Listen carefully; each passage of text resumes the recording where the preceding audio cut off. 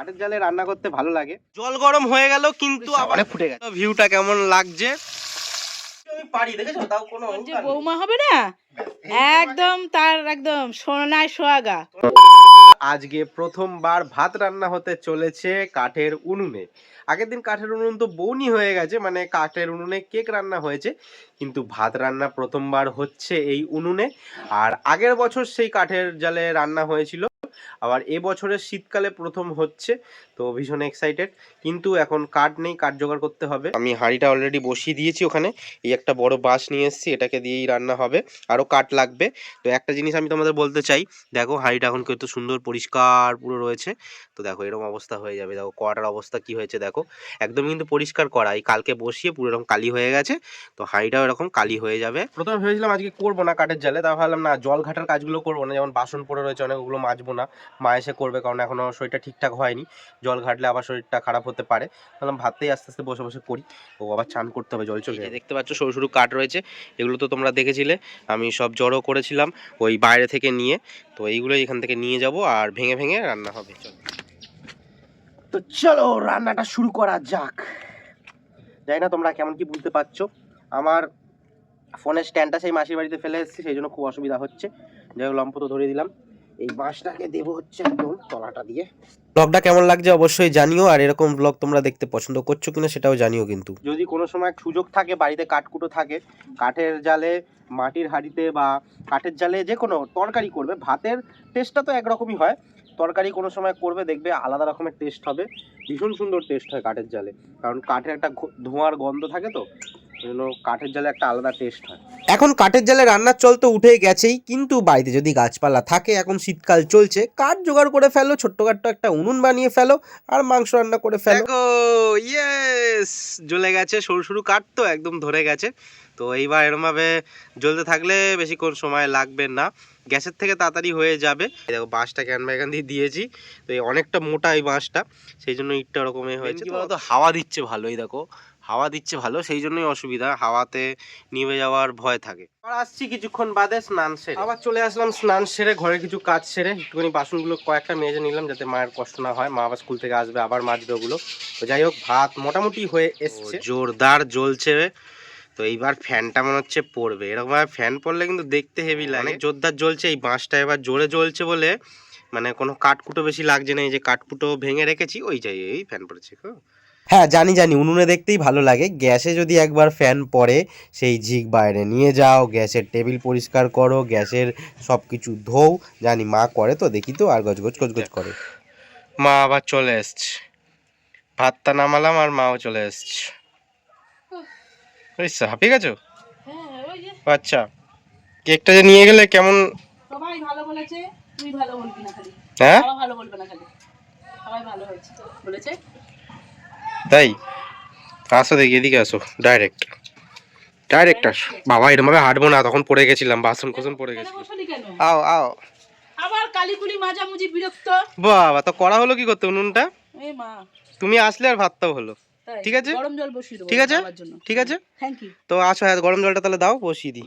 তো এই দেখো ভাত কমপ্লিট হয়ে গেছে, এই যে বাঁশটা এখানে রেখে দিয়েছি, এই যে এতটা পুড়লো আর এতটা রয়ে গেছে, এটা এখনো 2 দিন হয়ে যাবে, এই গাঁটটা অবধি কালকে হয়ে যাবে, আবার এটা দিয়ে আরেকদিন হয়ে যাবে। জলটার কথা ভুলে গেছিলাম, প্রত্যেকদিন তো বাবার জন্য গরম জল লাগে, তো এখানে অল্প আঁচে বসিয়ে রেখে দেবো, গরম জলটা হয়ে যাবে। বাবা এখনো আসেনি, কিন্তু বাবা আসার পর বসায়, সেটা অল্প আঁচে আঁচে হবে আস্তে আস্তে, তো বসিয়ে দিই এখন। এইবার গালবো হচ্ছে ফ্যান, তোমাদের বলেছিলাম হাঁড়ি দেখো পুরো পুরো কালো হয়ে যাবে, ঠিক আছে, কত কিছু আমি পারি দেখেছো, তাও কোনো অহংকার নেই। যাই হোক চিন্তা নেই, আমার যে বৌমা হবে না একদম তার একদম সোনায় সোহাগা। তোমাকে বললে তোমার বিপদ, না এটা এটা ঘটনা, সবকিছু পারে কিন্তু করে না, ঘর দোর গোছায় না, অগোছালো করে রাখে, খালি একটু বাসন মাজে, জল তোলে, ভাতটা করে, আরে কেনা কে চাতে হো, বিছানাটা তোলে, গোছায় না। এরকম ফ্যান গালা দেখালাম মনে হয়, দেখেছিলাম বহু বছর আগে, 1 বছর আগে মনে হয় একবার দেখেছিলাম। এখন যারা দেখবে দেখে নেবে না, কারণ কি আর এইদিকে দেখো গরম জল বসিয়ে দিয়েছি বাবার জন্য, অল্প কাঠ দিয়ে রেখে দিয়েছি, যা আংড়া আছে তাতেই গরম হয়ে যাবে। তাও অল্প অল্প কাঠ দিয়েছি, ওই যে কাঠের টুকরো মতন দিয়েছি, আর একটা এই যে কাঠের টুকরো রয়েছে এটাও দিয়ে দেবো। এখন খাবো তুলসী পাতা। যা ঠান্ডা লেগেছিল, কষ্ট পেয়েছি যে একদিন, ওই জন্য নিজে নিজেই আগের দিনও তুলসী পাতা খেয়ে নিয়েছি, আর আজকে ওই যে তুলসী পাতা খেয়ে নিচ্ছি। মধু আছে, মধুটাও খাওয়া হবে। বাবাও চলে এসছে, আজকে সবার যাওয়া আসা ক্যাপচার করতে পারছি। আমার জন্য বাবা গরম জল বসিয়ে রেখেছি উনুনে আবার।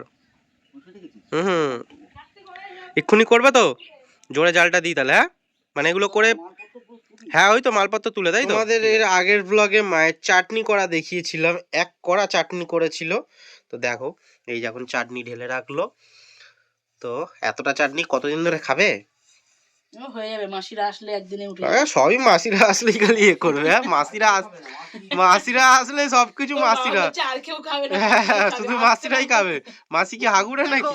জল গরম হয়ে গেছে, ওই সাবাস ফুটছে ফুটছে, সর্ষের তেল মাখছে। মাও এদিকে বাসন মাজছে।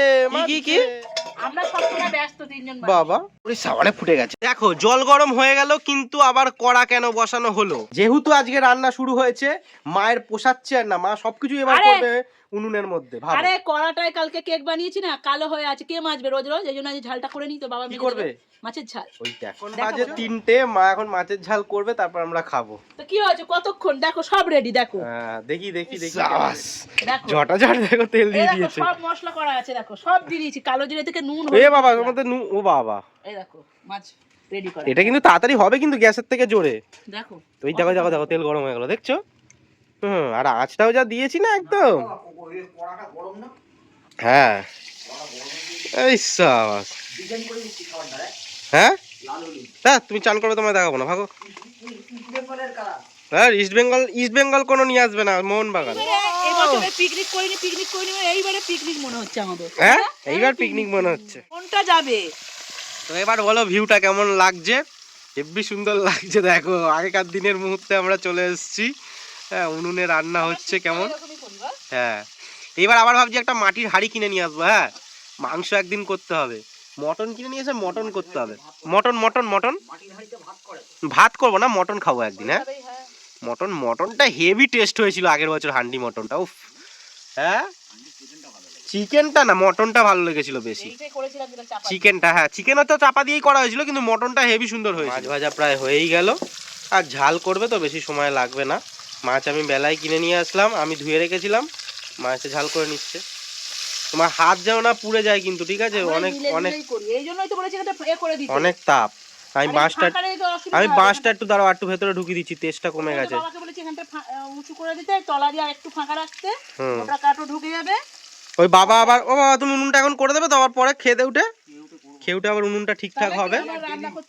হ্যাঁ, উনুনটা আবার ঠিকঠাক। খারাপ ছিল, কোনো ভিডিও বানাতে পারিনি, একদম শুয়ে বসেছিলাম। আজকে মনে হচ্ছে আমরা ডবল আনন্দ করছি একটা দিনে। ডাক দে বলে এসছি, বিস্কুট দাও। কি রে? হ্যাঁ, ডাক দে একটাই দিদি ভাত খাবে। কামড়া দাঁড়া। হ্যাঁ দাঁড়া, টানতে হবে না বাবা, খা। দেখতেই পাচ্ছ এদিকে খাওয়া দাওয়া শুরু হয়ে গেছে।